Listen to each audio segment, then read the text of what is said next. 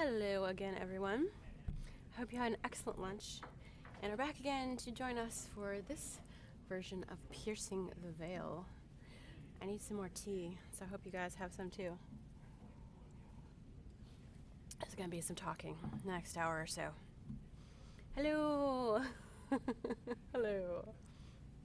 You see, I muted me. I'm not muted, I don't think. Yes. Yay. Okay. So let's go over the schedule for the day before we get talking. We have Piercing the Veil right now, followed by a contest. Then later on this afternoon, we have a Tidings with Tyler at 4 o'clock Eastern, 8 o'clock UTC, and 1 o'clock Pacific time, and character modeling with John right after that, the Splendor of ZBrush. Later on tonight, world building with Tyler at 7:30 Eastern time, 8:30, let's see, no, 11:30 UTC, and 4:30 Pacific time. So I hope you will join us for some of those. Right now we're going to do Piercing the Veil. There will be, Zachel, there'll be news on a Beta 1 update, which will kind of tell you what we've been up to, etc. That will be on Friday at 2 o'clock. So tomorrow you can have your Q&A portions and find out more stuff about Beta 1. But right now, we're going to do Piercing the Veil. Piercing the Veil, again, I'm going to tell everyone who does not watch this regularly, is a segment we used to do back in the Kickstarter days where you would ask questions to the devs, most specifically MJ, and we would give you answers and write them down. It was a written segment. But since we're doing live streams on our Beta 1 crunch, we might as well have me tell you the answers instead of just reading them. They are also posted afterwards on the Piercing the Veil thread in the forums, and I will link that here. And all of the previous Piercing the Veils, other than being on YouTube, are here in the forums too. So if you missed any of them and you've asked questions and you want to know if your question was answered, there you go. Oh, thank you, Adria Khadija. Yes, tomorrow, Zachel. Tomorrow we will find out more about the Beta 1 news and update and what we're doing. Not today. Okay, so here are some questions. Today we have a special Piercing the Veil, which we've had once before, but now we're going to have it again. Questions are answered by Ben. So a lot of these are more mechanics related, ability related, things that Ben will like to talk about. Okay, first question is by North. Are the healers going to have some AoE group heal abilities similar to what they did in Warhammer? I just wanted to hear those few things about the healers. Maybe I'm a bit biased, but I think that healer mechanic was the best in Warhammer. Many fun memories there. I've never seen anything similar in any later MMO that I've played. That and group warband mechanic. Okay, so Ben answers. Healers are definitely going to have heals that affect multiple members of their groups. We need to make sure that each healer can keep several other people alive at once, so that groups don't feel they need to be excessively stacked with healers. Okay, next, the cat, interesting name, asks, will the general themes of combat be more fluid or static in the sense of gameplay? So that if a person is good at it, she could move efficiently, exploit a weak point, and do incredibly well against another player? Or is it more of a every hit can be countered or blocked if the opponent reads your reaction well enough kind of system? In other words, is there a sort of momentum to combat where once you get the upper hand, things become a bit easier to handle? Okay, and Ben replies, due to the wound system, there is an inherent advantage to dealing damage to your opponent, such that being at a higher overall health state provides you with relative advantages that can be hard to overcome. This is complicated somewhat by the presence of multiple body parts, each of which can be damaged and affected by wounds with negative effects based on which body part is damaged. Focusing on the head or torso of your opponent brings them closer to death, but doesn't do as much to reduce their combat effectiveness as inflicting wounds on their arms and legs. To offset these effects and ensure combat doesn't become one-sided based on initial advantage, there are also some ability components that become more powerful based on damage sustained, or temporarily suppress the effects of wounds for brief periods of time. As you might guess, some classes have more of these types of components than others, in order to give them advantages in solo encounters where no supporting group members are present. There's discussion now about Warhammer and Dark Age. No, I'm not starting a fight between the two. It's great that you guys like different ones, and some of you both. Alright, next question is by Torin Wandersman. And Torin asks, if we refine resources, will we only get a more refined form of that resource? Or will we split the impure substances into pure ones? For example, if you mine in an iron mine and you refine the iron, do you get iron, stone, and maybe other minerals, or just a purer form of iron? And Ben replies, is it possible you might get some byproducts from the purification? It is possible that you might get some byproducts from the purification process, but primarily you end up with less quality of a higher quality when purifying a resource. Less quantity, higher quality. Does that make sense? Hopefully.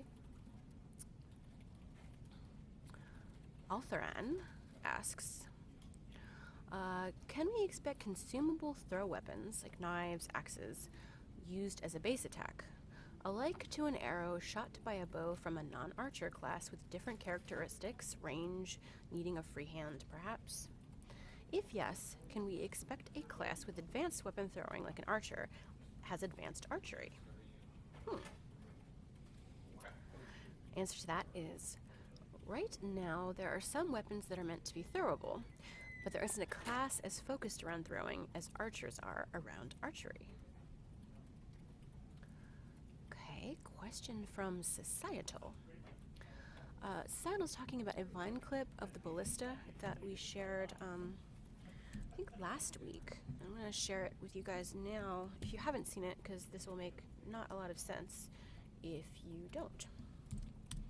So there's our Vine page, and you can look at the ballista there, and that question will make more sense. Alright, so the question about this Vine is, in the Vine clip of the ballista firing, there was a flight trajectory visible to the operator for aiming purposes. Will that be in the final game? And if so, will it be visible even at night? And the answer is, right now we're using a guide for debug purposes. Eventually we'll have to estimate trajectory or potentially use an external range finding method. Okay, more questions by Societal. Tyler's completely staring at me and freaking me out right now. Sure, you'll get to see him do that later. Tidings with Tyler. That's how he should come in. They can get a preview. Here Okay, it is. here. Here's the preview.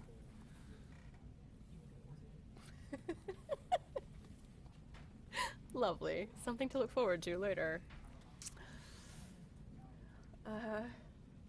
Oh, talking about hammers. That's cool. Okay. Next question. Mark confirmed that players will be able to utilize the forests near the walls of an enemy keep to gather wood for siege engines. Will the crafter class be the only ones who can harvest the trees? Or can my axe-wielding Mjolnir attack the trees to collect wood that will then need to be refined by a crafter? Okay, answer to that is, it is possible combat characters can help out with resource gathering a little, but we will have to be careful of that since we don't want to make it obligatory or infringe on the responsibility of crafters. The best way to help out with crafting related things, of course, will always be to play as a crafter. Well, it's fine. Now you won't be able to sleep at night. Creepy Tyler is creepy. I could feel it touching my skin from the corner. Okay. Another question. This is a new one from Sublime. Do you think it makes sense for Camelot Unchained to use a class as an anchor point for balancing? If yes, are you planning on doing so, and which classes, archetypes do you think would be suitable for such a position, and why? And Ben says, fighters are the first archetype we're building a baseline around, but balance, as far as numbers go, is abstracted to a value ratio comparison between different ability properties independent of any specific class. This makes sure that every class uses basically the same rules, and then as we change the rules, every class gets adjusted equally. Zagrix, you're hoping that Ben will just stop by and do a Q&A. It was a special occasion for a Periscope, and occasionally happens here, but since Ben's actually answering the questions in the Piercing the Veil, you kind of have a Q&A with him. I don't have a magnificent beard, but you can just pretend that I'm Ben. I do have a leather jacket. Should I put that on? Would that make it more Ben? Here, I can do that. Let's see. Right. Feel the Ben. Feel it. Okay. Daniel Schaller, which I hope I'm pronouncing correctly, asks, if I donate items or materials to the realm, will those items and materials actually make a difference to RVR dynamics in some way, or will they just disappear? The answer from Ben is, the economy of the game is as real as we can reasonably make it. When the realm is short on something, players will get extra rewards for helping out. And the realm becomes short on things in the first place because it is using things to help supply campaigns and maintain realm-owned outposts, and maintain and improve its capital city. So let's read that again because that's important. When the realm's short on something, players will get extra rewards for helping out. And the realm becomes short on things in the first place because it's using things to help supply campaigns, maintain realm-owned outposts, and maintain and improve its capital city. Now, if players don't help fulfill the needs of their realm, it won't fail completely, but it may have to cut back on important services which could influence RVR. It's kind of a tongue-twisting answer. Daniel Scheller. Benesy. This is Benesy. If I had Ben's beard, I would do this all the time. I would completely do that. Okay, Nazgul asks, will we be able to create gravity-defying structures with the aid of magic that allows structures to be built that would normally fail engineering? And the answer from Ben is, in the near term, we're focusing on getting somewhat realistic structures feeling good, but eventually we might explore some more fantastical possibilities. The important thing to remember is that buildings always have to support gameplay. Okay, question from Medic. Ben explained how your weapon stats would affect deflection rate.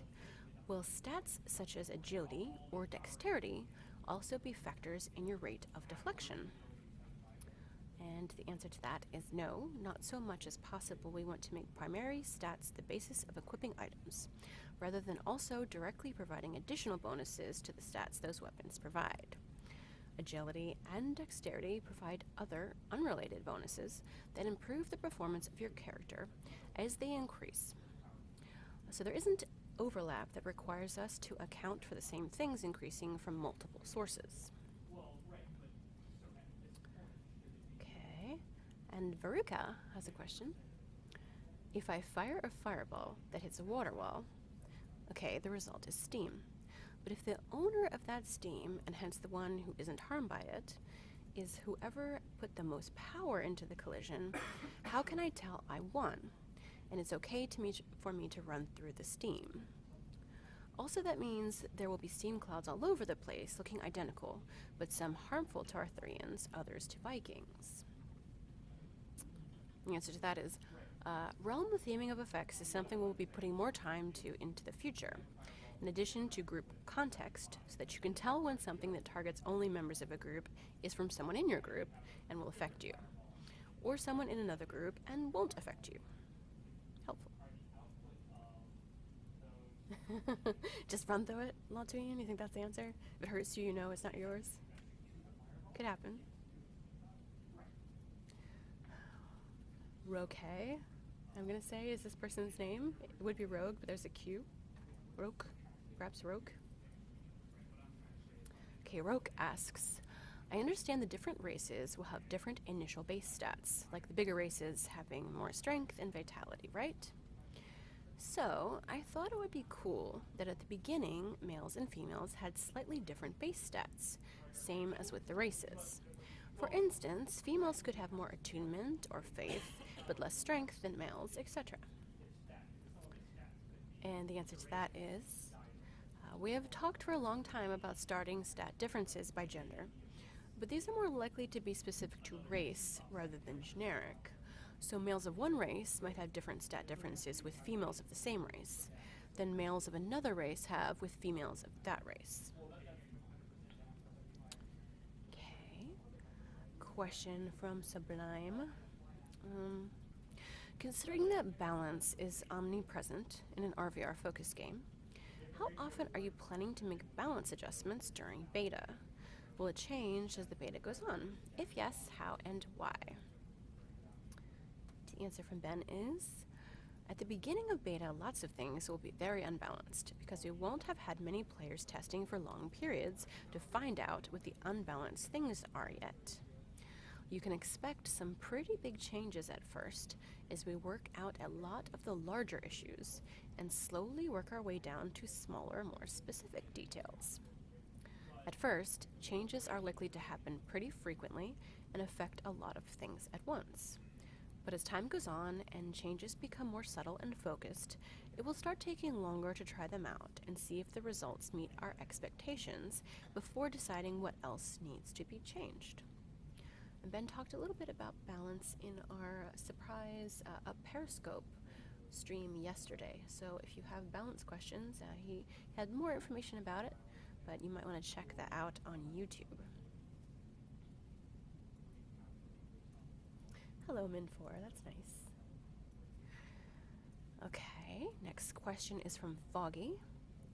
Says, with the change from the path system to what we have now, do the individual skills soft cap or are they hard capped? If they do soft cap, is there really any benefit to pushing a skill well behind the soft cap? I think they mean well beyond the soft cap.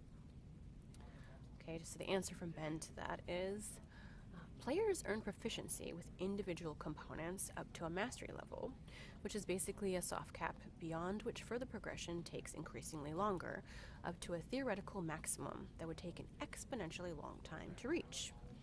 Once you've reached mastery with a component, though, you've earned all you need to unlock any subsequent component based on it. So further use over time will still earn you some improvement, but it won't gate any further unlocks. So there we go. That is all the questions we have for Piercing the Veil this week. If you would like to ask more questions, you can do so here in our thread, which I will link to you now. This is our backer forum. And if you're not a backer, but you still have questions about the game, and these are generally just specifically design questions or things that MJ or Ben could answer, they can be specific. Depends who's answering the questions. For MJ, it's more like design-related stuff. You can ask about crafting, you can ask about the bigger vision of the game, etc. And Ben's more like mechanics and abilities and components and how things work together and balance and things of that nature. So if you want to ask a question, you can do that in the thread, or you can ask it here in the contest email, which is generally for a contest, but we use it for other things. I can't say Tildor TV if that's the case. NJ has a migraine today, so he was out for a bit and wasn't able to answer these particular ones. But Ben kind of is, and sometimes MJ, sometimes Ben. I will pull out the questions that are appropriate for each. So, there'll be pages and pages, and I'll look through and say, okay, well, this would be good for Ben, this would be good for MJ, etc. So even if you've asked a question, one or two of these were from older bits in the thread, not necessarily the very last page. Doesn't mean it won't be answered, even if it's an older question that you've asked.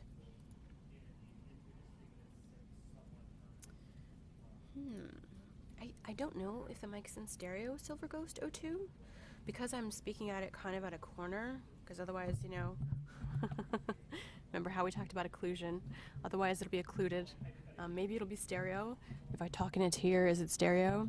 I don't know, but it can't really go in front of my face, so this is how we're doing it. There. See the difference? Yeah. Yeah, I'm sure it does. I could occlude myself every day and just hold it right in front of my face. Or maybe turn stereo off. There might be a setting that I'm just not aware of. It's possible. Okay, so in a couple minutes we're going to move to our contest time. And when we do, I'm going to turn the stream off just so it can be in proper segments for exportation to YouTube. And later on today, we're going to have Tidings with Tyler, which is at 4 o'clock Eastern Time, so about an hour from now. And 8 o'clock UTC, 1 o'clock Pacific Time.